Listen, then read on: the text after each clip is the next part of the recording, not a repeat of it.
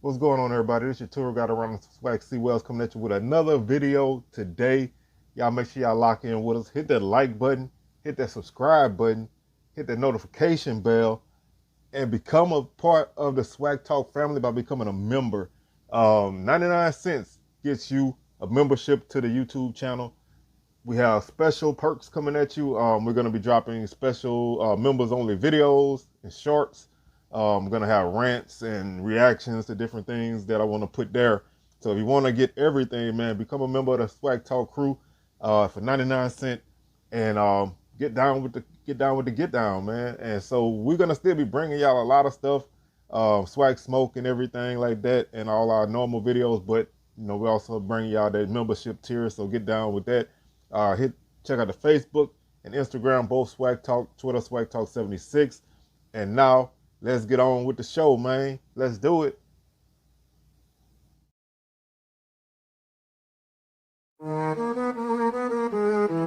Yo,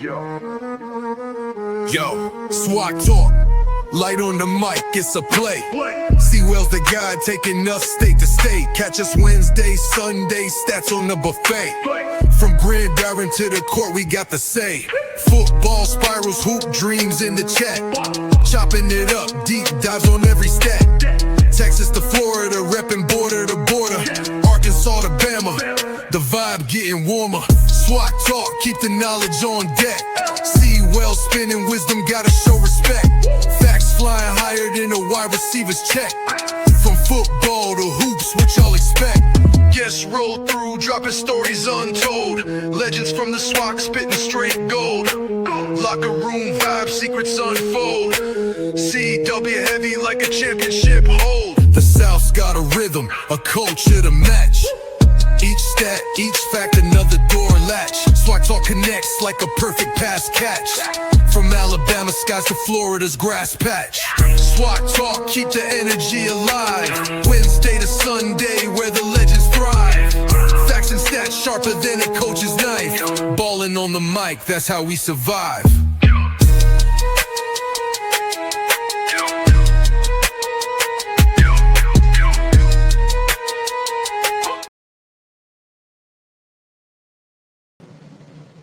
All right, everybody, what is going on? How y'all doing? Welcome to today's edition of SWAC Talk, the show we cover the SWAC inside and out.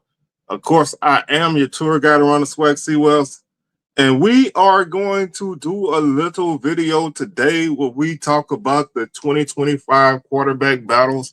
Not all battles are created equal, and not all battles are really battles, but there's some jobs that are open. As far as I can look at, there's only two jobs that are basically solidified, so everything else is wide open. But they all are kind of different levels. Some are, who knows who's gonna take over. Some there is a guy that may be a front runner, and he just gotta, make it through fall camp, and then he's the guy. And then there's some with a couple guys who could make it. And so there's varying levels of battle here. So some may be a battle, some may just be, a formality. So we're just gonna kind of talk about these 10 situations and go from there. So let's go ahead and jump into this, man. And we'll start off as usual with the Alabama A&M Bulldogs under Coach Sam Shade, new coach. Everything's open. They lost Xavier Langford from last season in 12 games of action. He had 76 carries, 323 yards, and 7 touchdowns on the ground.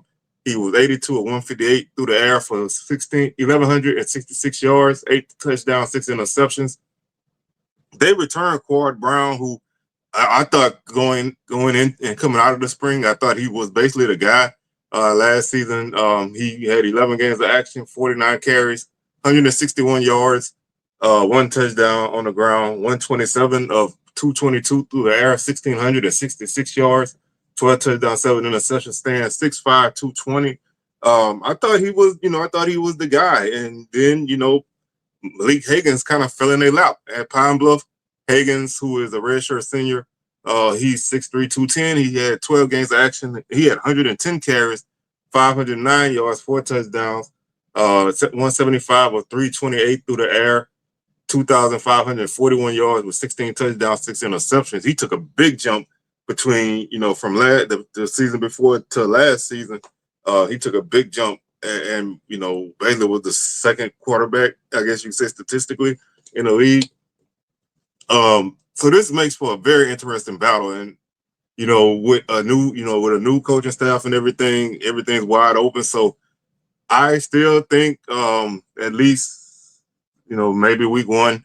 I still think Brown may be the guy to come out of there, but who knows? I think this is a situation where you have two guys who could each lead this offense. So you're in a good spot there, but you're also in a position where I don't know if you are gonna have a long leash on a guy with a quality starter behind whoever is the starter. So it's one of those things where it's good and bad to me. I think I don't think you get Higgins at this point if you don't need Higgins. Um, so this is quarterback's position where yes, you won't have depth, but having two guys who could start kind of makes it tougher. So I still think they believe in Brown. I mean, he's going to media day for whatever that's worth. I still think they believe in him, but I don't know how much when you bring in a guy like this. So that makes this probably one of the more interesting battles in terms of the quality of both guys. I think both guys are starter quality. Obviously, Higgins could have been all conference guy, but we'll see from there. So that's how the Bulldogs shape up. Next up are the Hornets of Alabama State, and they have an interesting situation because their week one starter from last season actually went down to injury, and his backup went down to injury, and other injuries and inefficient play led to your fifth string guy, who was a wide receiver, taking over the job and finishing out the season. So starting with that guy, Kareem Key, he's a 5'10", 185-pound sophomore. He played in 9 games. He ran the ball 45 times for 55 yards, had 2 touchdowns, went 82 of 140 through there, 1,355 yards, 11 touchdowns, 4 interceptions. Had a couple really big passing games. Then I also had a couple games where you can see his inexperience. So you expect a guy like that to grow between that the end of last season and the start of this season. Grow in the spring. You had the spring to kind of develop. So he's an interesting candidate. Andrew Body was the guy who started the season last year, got hurt. Only played in the one game against North Carolina Central. Had a tremendous game on the ground in that game, 15 carries, 134 yards, 2 touchdowns. Also was 4-6 through the air for 27 yards. He's healthy. So I think, with him being healthy, I think he has his hat in the ring for this job. He come out on top. I think the offense is going to flourish. Obviously, he in one game he showed more of a dual threat ability, and we know what he can do through the passing game. During his time at Texas Southern, so it's intriguing to see him finally get an opportunity to advance beyond the level that he was when he last season at Bama State. So I do think with his experience, he's 6'1", 206, redshirt junior. So I think with him being back and being healthy, I think he will be the guy. I don't know if he'll be the guy to take first snaps in fall camp, but I definitely think he'll be the guy that takes the snaps on week one to start the season. But having a guy like Kareem Key push is definitely going to make for an interesting battle. I wouldn't count him out. He did, like I said, he did start 9 games. He did start. I think he started 8 games, played in 9. So you can kind of expect to see him give it his all, and we'll see how much he developed. They also brought in a couple of other guys out of the portal, but I don't really think those guys are necessarily factors in this position now. But they're good guys to have. And I do think the Hornets will lean a little bit more offensively this season. Not that the defense will be bad by any stretch, but they're replacing some guys, so you kind of expect a little bit of a an adjustment period on the defense. Then your offense is getting better anyway. With a strong running game. This team should be a team that's looked at as maybe number 2 in the East. I think it starts with the guy behind center. So like I said, my prediction will be body number 1, key number 2 at this point. But we'll see.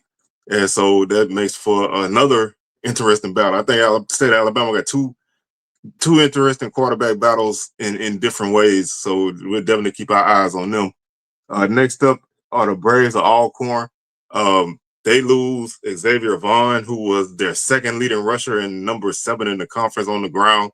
He ran the ball for 727 yards on 128 carries and 11 touchdowns through the air. Not as effective. 136 or 239 for 1,475 yards, 5 touchdowns, 6 interceptions. Alcorn was definitely a team that ran the ball extremely well with Vaughn and Sewell. You return Sewell at running back, but now you have a spot to fill. Vaughn didn't necessarily have the cleanest season. He had his ups and downs. Trey Lawrence is the guy who returns. He's 6'3", 185-pound senior, 6 games of action, 12 carries, 12 yards, no touchdowns, 25 of 47 through the air, 256 yards, 2 touchdowns, 3 interceptions. This is a guy who throughout his career has been filling in spot duty, whether it's injuries or, a guy just needs a break. He's basically been that guy to kind of come in and fill in, but this is his first real push for this position. Alcorn did bring in a transfer from Howard, Jalen Tolbert. He's 6'2", 175. He played 6 games last season, 72 of 116, 820 yards, 6 touchdowns, 5 interceptions, 18 carries, -1 yard, but he did have 2 touchdowns. So both of these guys are upperclassmen. They both saw 6 games of action last season. Like I said, Lawrence has started a few games here and there during his time at Alcorn. I heard some people talk about his improvement with his arm, and in his leadership abilities and just being more vocal. So maybe he's taking that step, that old school step of kind of being the backup, for a couple years, playing here, playing there, and then when it's your time, you take that next step and you grow. Like I said, one advantage Alcorn has that other teams don't is they have an established running back in that backfield. So they can run the ball, which they're probably going to do anyway. They can run the ball and get the quarterback acclimated, and go from there. So it's not necessarily that this team is just got to hit the ground, running, passing, however we want to put it. You can give your quarterback a chance to develop and get better week by week. And in those first few games can help you with that. You do have a game against Alabama in them, but it's not a conference game. So, those are kind of games that you can, kind of experiment and figure some things out. I think this would probably be one of those battles that definitely maybe goes into week 1. I think, with those non-conference games like that, you give each guy a start if they're both competitive in the fall camp. If somebody, kind of takes the lead, then you go with that guy, and see what happens. So I think with this team being run heavy, I think it's not necessarily the quarterback that's going to have to do the heavy lifting in this offense. So you just want a guy who's not going to make mistakes and basically just lead the offense. Next up is probably the most intriguing battle that we have, and it's really because we have no clue at all who's going to come out on top, and that's Florida A&M. They lost Daniel Richardson, who was the conference player of the year on offense. Had a really good season. Did have, a couple games where, things did not go the greatest, but last season, he definitely was tops in the league. 231 of 330, 8 interceptions, 23 touchdowns, 2,662 yards. completed 70% of his passes. He also, wasn't a huge running threat per se, but definitely was a guy who could make some things happen when he needed to. Was able to was able to kind of make some things happen at times, but not necessarily. His legs weren't really his strength. They also lost Junior Meritovic, who could have been that guy. He was the guy that a lot of people, me included, felt like every offseason was his time. I thought last season was his time, even though I did like Richardson a lot. You always kind of give the guy who's been there a little bit of grace.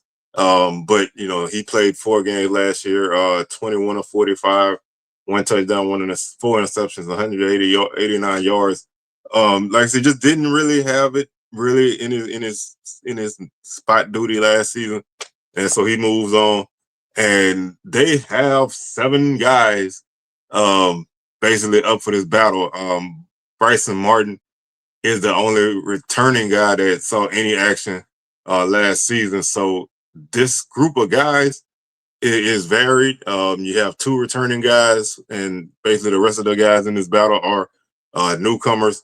Like I said, Martin is the only guy who actually saw any action at FAMU, and he completed 1 pass last season. Also, Travian Green, he is a redshirt freshman, 6'2", 170. He did not play in 2024. Tyler Jefferson is probably one of the more intriguing names of this group.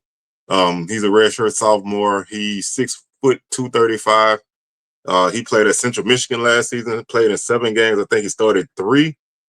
He was 27 of 58 for 286 yards, 1 interception, 43 rushing attempts for 289 yards and 1 touchdown. RJ Johnson transferred from Toledo. He's a redshirt sophomore, 6'2", 210. He did not play last season there. And like I said, Bryson Martin is a redshirt junior, 6'3", 195. He had 1 completion on 1 attempt for 6 yards. RJ Mays, he's a high school kid. He's probably the guy who I would say is probably the one who is the most outside on this. He's 5'10", 150. So you kind of expect him to redshirt and develop. Last season, though, he had 106 completions on 170 attempts, 1,678 yards, 20 touchdowns, 5 interceptions, ran the ball for 382 yards on 46 carries and 5 touchdowns. So definitely some talent there. But size and experience probably working against him right now. Jet Petty is another interesting name in this group. He transfers from Long Beach City College. He's a junior, 6'2", 191. Last season, he had 20 completions on 339 attempts, 2,706 yards, 23 touchdowns, 5 interceptions. And Lawrence Wright is a transfer from Florida. Redshirt freshman, did not play last season. He's 6'1", 243. And that he's intriguing to me because I think with a guy like that size, you really you want to get him on the field somewhere. Like I say, he doesn't have any he doesn't have the experience per se at quarterback, but with his size, maybe early in his career, you find ways to get him on the field, maybe some packages or something, and get him on the field. But I think the 2 guys that I think would probably be the front runners early are Jefferson and Petty. They're both probably the most experienced guys out of the group. So they probably got a leg up there. So that makes that makes maybe that makes this a 2-man battle. A couple guys who did not see any action yet, so they don't have the experience yet. But again, they have a schedule that allows for them to kind of figure some things out. Their first conference game is until week 5. So, they have 3 games early in the season and a bye week to kind of get things worked out. Of course, you want to win the game that you can, and you don't want to spend, your whole time just experimenting with your offense. But in this situation, you're not being thrust into anything right away. Guys can kind of develop and grow naturally. So like I said, I look at this more as a two-man race because of experience and production. But this is an intriguing battle strictly because they threw numbers at this. That's a phrase I use a lot when it comes to any position, and they definitely did it here. They brought in as many guys as they could, and they even brought in a guy that ended up leaving. So, they ultimately they brought in 8 guys. Well, ultimately they brought in 6 guys, 5 stayed. Um, and so that's a lot. You know what I'm saying? That's a deep room. I don't know how many of these guys you're gonna keep as time moves on, but you give yourself opportunity, you give yourself a variety of guys, and we'll see how that goes. Next up is Grambling, and they lose Miles Crawley, who played in 10 games last year, ran the ball 33 times for minus 63 yards, no touchdowns, 145 or 258. 1,598 yards, 11 touchdowns, 9 interceptions. I don't think this offense ever did him any favors last season. I don't think they really cared to him, and he did get injured later in the season. And once he came back, he wasn't really that effective. Um, he just wasn't really comfortable, and he took some unnecessary hits all season, and they just never really put him in great positions. Also, Del J. Bailey. Played in 7 games. He had 36 carries for 42 yards, 2 touchdowns, 39 of 72 through the air, 440 yards, no touchdowns, 3 interceptions. They brought in a couple interesting transfers. Of course, they brought in Xavier T-Set from Southern, 6'2", 200, redshirt sophomore. He played in 10 games last season. I think he started 3, but he only finished 1 of those. The one he did finish, he basically threw a game-winning touchdown in the 4th quarter against Alabama A&M. He had 39 carries, 122 yards, 1 touchdown on the ground, 71 of 129 through the air, 941 yards, and 6 touchdowns, 3 interceptions. So that makes him the most productive and experienced quarterback on the FCS level out of the group. Ashton Fry is a returner. 6'5", 195, redshirt junior, played in 3 games last season, had 7 carries for minus 21 yards. He was 4-7 through the air for 9 yards. So not really any production, really, just, major production to speak of there. The interesting name to me is Ty Keys. He's a transfer from East Mississippi Community College, by way of Southern Miss. 6'2", 225, junior in 9 games of action last season, 161 of 283 through the air, 2,026 yards, 19 touchdowns, 5 interceptions. Also ran the ball 56 times for 293 yards and 4 touchdowns. So definitely a guy that can kind of do a little bit of everything. With him being, a JUCO guy, I'm always high on JUCO guys. I think this makes for more of a battle between your newcomers, although you don't count out Fry. I'm not sure if he's, gonna really be in that battle, but I think this is a battle between the newcomers. And I don't think you can go wrong with either one of the two. T-Set's still a young quarterback. He had his ups and downs last season. He got hurt earlier in the season, so he didn't really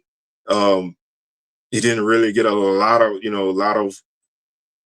playing time that he may have gotten if he didn't get injured. And so, it kind of took him a little while to get himself back on track. In one of the games he played in, he basically just handed the ball off the whole 4th quarter. So, he didn't necessarily early have it. Like I said, had a great game against Alabama A&M, but he followed that up with basically a bad game against Bethune, couple young guy mistakes, and didn't really get back on the field after that until the championship game where he had a pretty solid first half, but defensively the defense kind of cracked down in the second half and was not able to kind of advance the offense any further. But you expect to see guys like that take steps. You can build on that, and if they can kind of get the offense to kind of mold to what he does, He could be, a key factor in this race too. So, like I said, I think this is a newcomer battle. And either one of those two guys, I don't think you can go wrong with. I don't think you can go wrong with either one of those two guys. Next up is a battle that I don't even have an honest clue about, because I don't have an honest clue about this team as a whole, and that's Valley. Not a lot to say about Valley because not a lot is known about Valley, which is kind of par for the course, but even worse than normal. Again, they have a new coach in Terrell Buckley and don't really have any clue on what's going on. But they lost Tajarian Williams, who was their leading rusher last season in 12 games action. He had 137 carries, 334 yards, and 6 touchdowns. Also was 132 or 247 through the air for 1,703 yards. They had 11 touchdowns and 13 interceptions, so it definitely had some turnover problems. Their leading returning guy is Ruben Lee. He played in 3 games, had 9 carries for 4 yards, 18 of 34 through the air for 249 yards and 2 touchdowns. Also had an interception. So that is a decent building block. He's 6'1". He's a senior, so how much you can get out of a guy like that at this point, who knows? With a new coach, again, who knows? They also brought in Brandon Nunez from New Mexico State, 6'5", 225, also a senior. 6 games action for him, 12 of 30 through the air, 89 yards, 2 touchdowns, 1 interception, 26 carries, 92 yards, and 1 touchdown. So I honestly, unless a young guy that you bring in or a young guy that was already on the roster is ready to go, both of these guys to me are bridge guys. They're basically going to bridge the gap between the 25 season and 26 season. And I think whatever you get out of them is, whatever you get out of them. I would honestly say this is the kind of job where if you got a young guy that you believe in, I would honestly give him the reins now and let him just develop throughout the season and be ready for next year, because I don't know how much success this team is going to have. And if I can get the development from a younger guy, I'd rather get it now than to play a guy who, unless that guy takes a huge step, I'd rather go with a younger guy and grow, because you don't have any real experienced veteran guys there unless you can find a way to bring in one. So with a position like this, I think it's wide open. So if there is a younger guy on the roster, I would almost thrust him. Pause. I'd also I honestly throw him into this position, because what do you got to lose? And you're not necessarily stocked up at this position with experience. So that would make this battle intriguing, because this is like, I don't have a clue. I rarely say that. Typically, I can estimate it, I can educate it, guess my way out of things, but not this one. So we don't really know where we're going there. Next up is Prairie View. Again, another new coach situation. Coach Jackson comes in with a lot of new faces. Does have some familiar faces at quarterback. 2 guys who both started some games. This basically was a 3 quarterback system, not necessarily a system in terms of rotating guys, but they played basically 3 guys last season. They lose Jaden Johnson, who had 10 games of action, ran the ball 69 times with 103 yards and a touchdown. Also was 110 or 185 on the season through the air for 1,320 yards. Had 8 touchdowns and 6 interceptions. They returned Cam Peters. He's 6'4", 207. He's a senior. He played 8 games, 43 carries, 73 yards, no touchdowns, 68 of 132 through the air for 925 yards, 4 touchdowns, 4 interceptions. He had his ups and downs. He had some solid action here, and then he had some inconsistent play, which kind of led to Johnson taking over. Peters took over from Coley, Lucas Coley, who got hurt early in the season. He started the first couple games. He's 6'2", 220, also a senior. Again, this may be another bridge situation. He has 6 carries, minus 17 yards, 8 of 20 for 103 yards through the air, no touchdown, no interceptions. The only difference between this situation in Valley is the 2 guys that you return. They both actually started games at their respect at this school. So they both have some level of experience. It's not necessarily a bridge situation, but where you don't because you don't have anybody necessarily ready. So you're just gonna play the older guy. Both of these guys are capable candidates.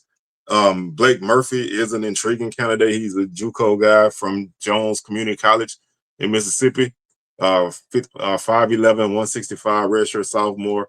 He played in 9 games last year, ran the ball 51 times for 108 yards. Also with 97 to 182 for 1,218 yards, 10 interceptions, 6 touchdowns. I mean, 10 touchdowns, 6 interceptions. That'd have been horrible the other way around.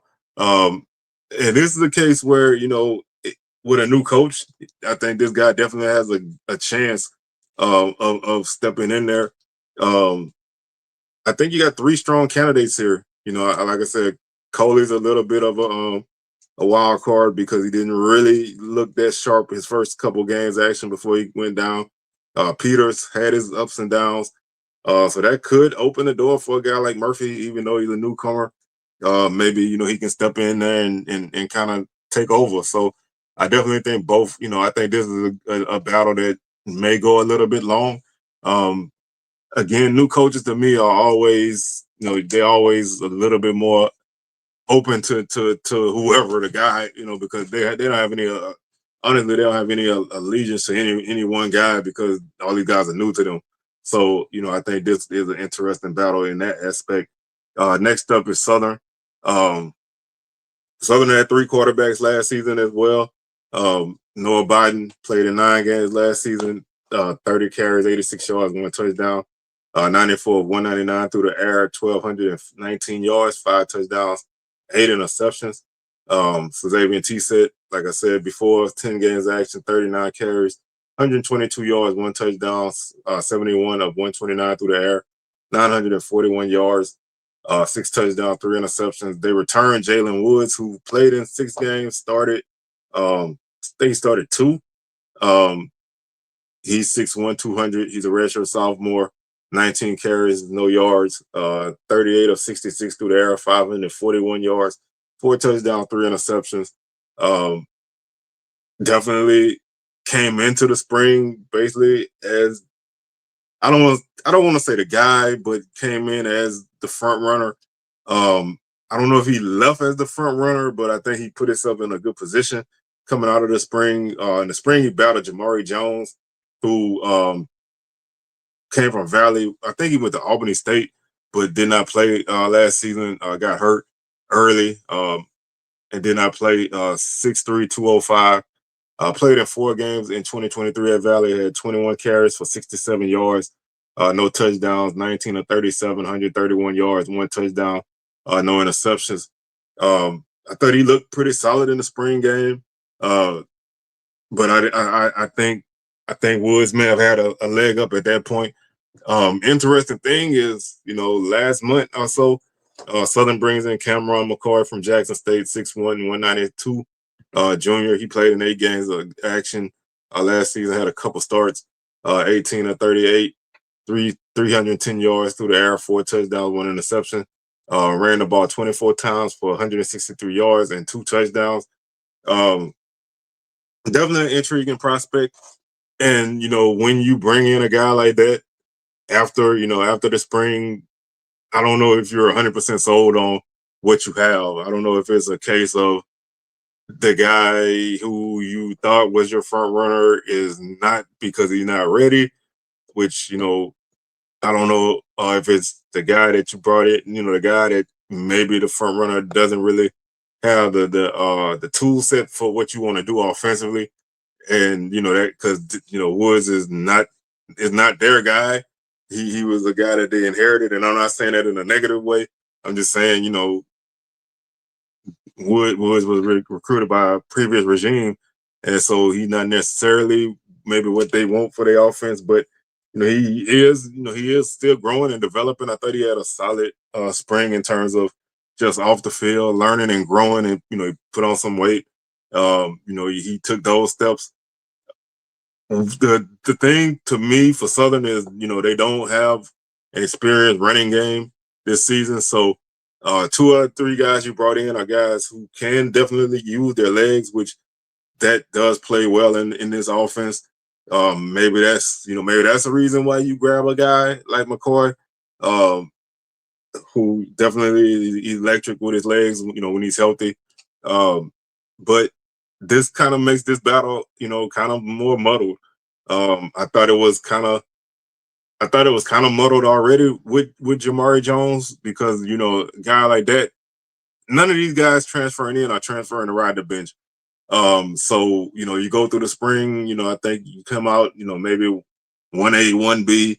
Then now you throw another guy in the mix. You definitely have a lot of not, a lot of I won't call them preseason, but non-conference games early to kind of get things going. But you start your season a week earlier than everybody else, so you don't have a lot of time. You have basically an equal amount of time as most people, but you're starting early. So your first game is a week before everybody else, so you kind of have to start to get yourself in that position now. Once you start camp to kind of really hit the ground running and figure out how you want to go, because you don't really want to have this go like last season where you up until basically a week, like the 10th game of the season or so, you still weren't sure who was starting. Like I said, you had this, you only had a couple games where the guy who started the game finished the game. And I mean that in terms of not being taken out at all. You did have, a situation where, Woods came in for like one play against Prairie. But there was very few games where the guy who took the first snap basically took all the snaps. And so I think you need to, at some point early in the season, I think you need to nail down who that guy is, and that's your guy. Now, obviously, you don't be scared to, pull a guy if things go haywire. But um, right now, this is a very, very intriguing battle because it almost to the outside looks like maybe you're not satisfied with what you already have, so you bring in something else, and that makes this interesting. Next up is Texas Southern, the Tigers. This was a team that struggled to move the ball through the air. They lost Jace Wilson, who was the newcomer of the year of the 2023 season. Took a while to get on the field for different reasons. Um, I think KJ Cooper was the guy coming out of the fall camp into the start of the season. He played 2 games last year before he went down. He had 6 carries for 52 yards, 19 of 29 through the air, 180 yards, 1 touchdown, no interceptions. Jordan Davis kind of came in after that. He's a 5'10", 185-pound redshirt junior. Cooper, 6'5", 215. He's a senior. Davis played in 5 games, had 52 carries, 135 yards, 1 touchdown, 36 of 62 through the air, 379 yards, 3 touchdowns, 2 interceptions. Like I said, Jace Wilson took over after that. He played in 8 games, 57 carries, 117 yards, 2 touchdowns, 75 of 141 for 737 yards, 4 touchdowns, 6 interceptions. Basically, he had better numbers in every way other than his interception, touchdown interceptions was worse. But he was able to kind of right the ship for in a way. But this team really struggled passing the ball. They were last in the league in passing offense, so you're definitely looking to improve that. You bring in a couple guys, Cam McAllister, 6'3", 185-pound transfer from Independence Community College.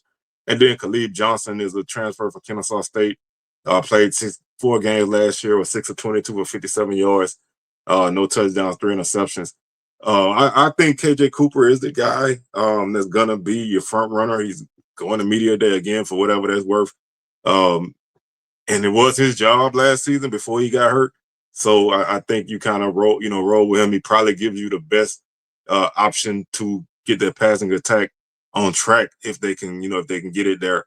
So I think this one is maybe more him battling the field rather than it being kind of like a every man for himself battle royal type of situation. And finally, we have Pine Bluff. This one is kind of like Valley in a way because it's like you have a bunch of candidates in this one. Nobody really has really established themselves at Pine Bluff, but you have some intriguing candidates here. You obviously lose Makai Higgins. Like I said before, 12 games of action, 110 carries, 509 yards, 4 touchdowns, 175 of 328 through the air, 2,541 yards, 16 touchdowns, 6 interceptions. You returned DJ Stevenson, who played in 4 games last season, 6'3", 210. He's a senior. 19 yards on 11 carries and 1 touchdown with 9 of 17 through the air for 93 yards and 1 touchdown with 1 interception. Tyson Robbins is a redshirt senior. He played in 3 games, had 1 carry for 1 yard and was 0 for 1. He's 6'3", 215. And Landon Holcomb did not see any action last season, but he's a redshirt freshman, 6 foot 200. Stevenson obviously has the most returning production, and it's not even that much. Could he be a guy who takes that next step, like like Higgins went from A to B? Could he be that guy? I'm not really 100% sure on that, but they did bring in Garrison Davis, who is a freshman from Holmes County High School, 3,518 yards, 41 touchdowns. He's 5'11", 190. But Christian Peters is probably the most intriguing name out of this group. He's a grad transfer from Shaw. He was a Harlan Hill nominee, which is for one of the D2 awards. He had 1,942 yards and 21 touchdowns through the air last season and 3 rushing touchdowns. So out of the group, he's the most experienced guy. And with a team with so many questions and so many positions, having a guy who at least has been in battle, I think really could help this offense because there is a lot of open holes on this team. They got brutalized in the portal on all positions on both sides of the ball, and this is probably a position that's wide open. And again, this is maybe a bridge type of situation. You got a grad transfer coming in his last year. Maybe he can, step up and take the reins at least for now until somebody develops. And if you get anything, solid from him, then that's a win. That's a win-win for you. And that's pretty much where I feel like, we stand with this. So with that being said, man, that's going to do it for today's show. We'll be back next week with a couple more videos. I probably have my early order of finish, East and West, probably drop that sometime this week. So y'all keep on the lookout for that. And I will catch y'all on the rebound. Peace.